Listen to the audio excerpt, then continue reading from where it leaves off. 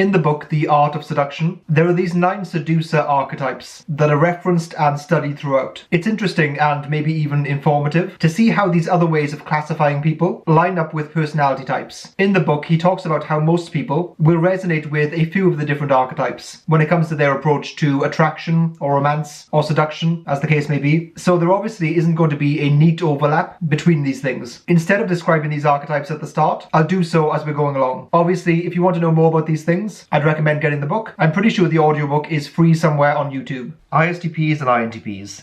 The Coquette. Coquettes create space by remaining elusive and making others pursue them. Their coolness suggests a comfortable confidence that is exciting to be around. Even though it may not actually exist, their silence makes you want to talk. Coquettes fluctuate between being hot and cold, i.e. they can be extremely intense and focused, then disappear for periods of time, leaving people wondering what they're doing or whether they are alive. They're self-sufficient and independently minded people who always seem to be cool, calm, and somewhat detached and distant. Getting close to them, truly close, is a challenge, one that is both frustrating and enticing. Their presence and absence has a teasing effect. That might not seem like the most positive attribute, but it's hard for someone to imagine or fantasize about you if you are always around. Both of these types are naturally coquettish just because they have a fluctuating relationship with social interactions. They do actually enjoy interacting with people, contrary to the stereotypes, but will then suddenly need to lay in a darkened room for a long time after doing so. INFJ, ENFJ, and ISFJ, the ideal lover. They are highly astute at understanding our deepest desires and definitions of affection and bring them to fruition. The ideal lover seducer archetype is very FE in nature. At least that's how I see it. It's about finding out what a person values in life and even what might be missing in their life, and then to an extent embodying that. High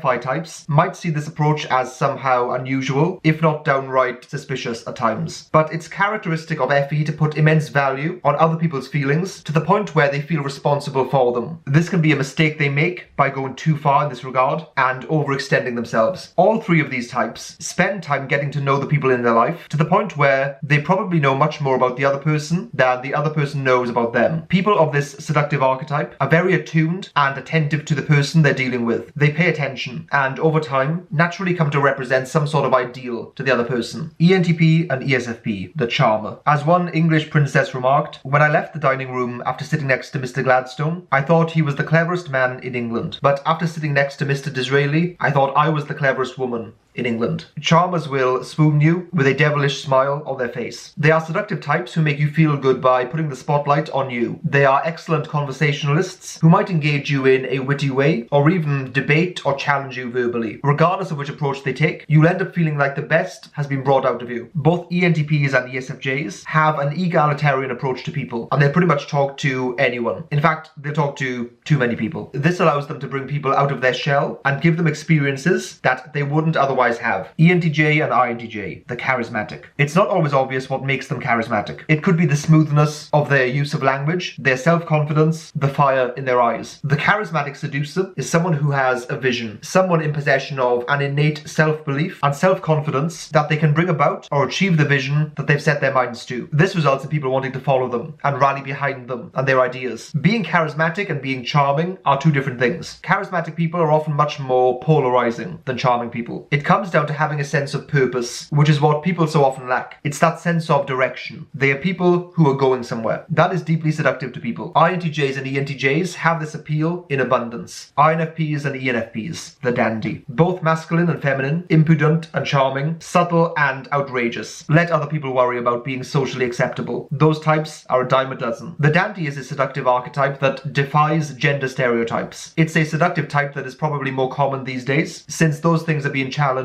perhaps more than ever. This approach would also have been deeply effective even in more reserved times though, since it simply would have stood out more. These types are people who could be described as feminine men, masculine women, or people who don't fit neatly into any category at all. Part of the seductive appeal about the dandy seducer type is that none of us really fit perfectly into these boxes, whether that's the societal expectations of our genders and sex, or even our personality type. These seducers captivate us because they are unbridled in that regard, unrestricted, and therefore have an alluring bring freedom to them. ESFP, the star. They have qualities that anchor them in reality, sincerity, playfulness, sensuality, but at the same time, their aloofness, their superiority, their almost surreal quality makes them seem like something out of a movie. This archetype is probably the most performative, and ESFPs are the most performative type. These are people with a larger-than-life presence who are captivating both to watch and to be around. You could think of them as having somewhat of a celebrity appeal, regardless of their status. They are entertainers and forces of nature who will naturally have an elusive appeal to them, since many people will be vying for their attention. ISFP and ESTP, the natural. We think of childhood as a golden paradise, and we consciously or unconsciously try to recreate it. The natural embodies the lost qualities of the child: spontaneity, sincerity, unpretentiousness. We feel at ease in their presence, hypnotized by their playfulness. The natural seducer type is one that, as the name would suggest, is characterized by a level of effortlessness. These types are free-flowing and fluid people who draw people in with their freedom-loving and often straightforward approach to life. There is this sense of spontaneity and youthfulness, regardless of age, a childlike quality to this style. The power of this seduction style is that it helps us shed the more adult concerns of our daily lives and recapture that youthful spirit where there was less to worry about and less anxiety in our lives. It's being brought back to a pleasant former state. ISTJ and ESTJ, Sirens and Rakes. The siren is of highly charged, traditionally feminine energy and tends to attract those of a completely opposite, traditionally masculine energy, while the rake is the male equivalent. ISTJs and ESTJs were difficult types to place into a category. Sirens and rakes are in some sense the most conventional seductive archetypes. The typical idea of what represents an attractive male or female, masculine man or a feminine woman. They have the conventional and even stereotypical attributes you'd expect and gain their seductive appeal that way. If you had to create an attractive person by numbers, so to speak, or by sticking closely to the societal standards of the time, this archetype is most likely what you'd get. That isn't to diminish the impact of them though. Like all of these seductive approaches, for the right audience, they are extremely powerful.